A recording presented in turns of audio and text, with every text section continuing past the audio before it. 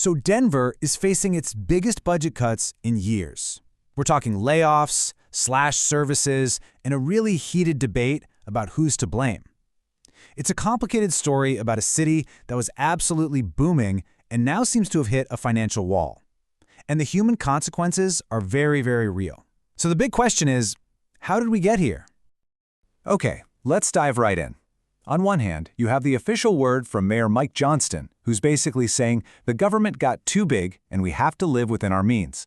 But on the other hand, you have the immediate, painful reality for people living in the city, summed up perfectly by this comment online. We're going to unpack both sides of this thing. You know, for a lot of people in Denver, this whole crisis didn't start with some press conference about budgets. No, it started with a phone call they weren't expecting or an email that suddenly took away a lifeline that was keeping their family from being evicted. So get this, in late September, right as eviction cases were hitting record highs, the city just suddenly slammed the brakes on its eviction prevention services. They pulled $9 million that was promised for this year and just kicked it down the road to next year's budget. And this quote, wow, it just perfectly captures the chaos on the ground. It shows just how out of the blue this was. We're talking about families who were already approved for help, suddenly told, sorry, maybe not. The organizations trying to help them were left totally scrambling.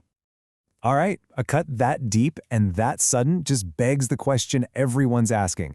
How on earth did one of America's fastest-growing, most prosperous cities end up in this spot? Well, the answer involves a whole decade of growth and a perfect storm of new challenges. Now this right here, this visualizes Mayor Johnston's core argument. Since 2012, Denver's population shot up by about 15%. Pretty standard for a growing city. But look at this. The number of city employees grew by 40%. That's nearly 3 times faster. For the mayor, this is Exhibit A for unsustainable government spending. To really get that growth, you have to rewind a bit to the administration of former Mayor Michael Hancock. He was in charge during a decade of just incredible expansion, which built a bigger and, a more expensive city government. So after the Great Recession, Denver just took off. And as you can see, the city's spending grew right along with it, about 7% a year. New programs, more staff, the whole thing was fueled by a red-hot economy. And by 2022, things looked great. The city's savings account was at a super healthy 26%, but, and this is a big but, it also meant the city's day-to-day costs were now permanently higher. It created this vulnerability if the good times ever slowed down. And to be fair, the Hancock administration has a totally different take on this. They argue that this growth wasn't irresponsible at all. It was what they had to do to keep up with the city that was just exploding with new people and new development. In their eyes, they were just building the city that everyone wanted. And that sets the stage for the turning point. July 2023. A new mayor, Mike Johnston, inherits this bigger, more expensive city we've been talking about. And he walks directly into 2 massive, unbudgeted crises that were about to put that entire structure to the test. It was really the definition of a perfect storm. The new administration launches this huge, ambitious, and very expensive plan to tackle homelessness. At the exact same time, thousands of new immigrants arrive needing shelter and support. And all of this is happening just as that fire hose of federal money from the pandemic, well, it was being shut off for good. I mean, look at the numbers. The cost to provide shelter and services for all the new arrivals was a massive and largely unforeseen expense. We're talking $87 million over just 2 years. And don't forget, that was piled right on top of the huge financial commitment the city had already made to deal with its ongoing homelessness crisis, which was already costing around $57 million a year. So what was the result of all this? Well, here's the bottom line. With tax revenue slowing down and these giant new costs, the city basically burned through over $100 million of its savings in a single year. The reserves just plummeted from that healthy 26% all the way down to a projected 10%, which is way below the city's own 15% safety target. So, this is where the story splits into 2 very, very different narratives. Why are these painful cuts suddenly necessary? Well, it depends on who you ask. On one side, you have the mayor's office framing this as a tough but responsible decision to clean up years of overspending.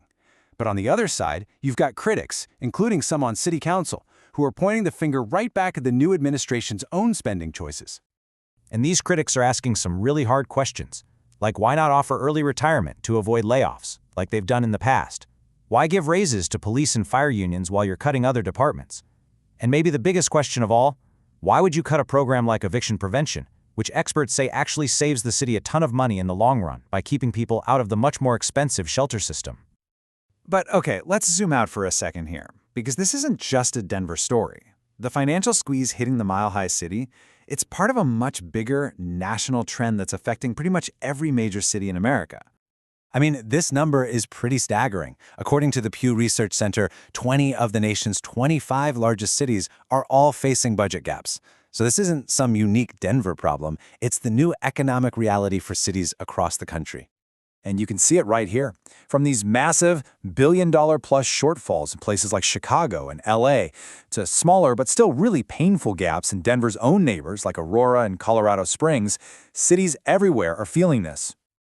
So why is this happening pretty much everywhere? Well, experts from the Urban Institute point to a few common culprits.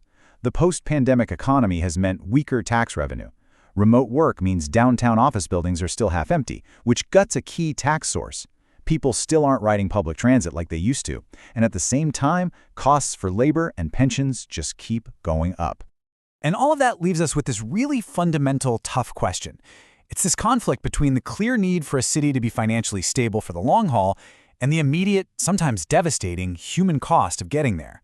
As Denver makes these choices, it's a question the city, and a whole lot of others just like it, are going to have to answer.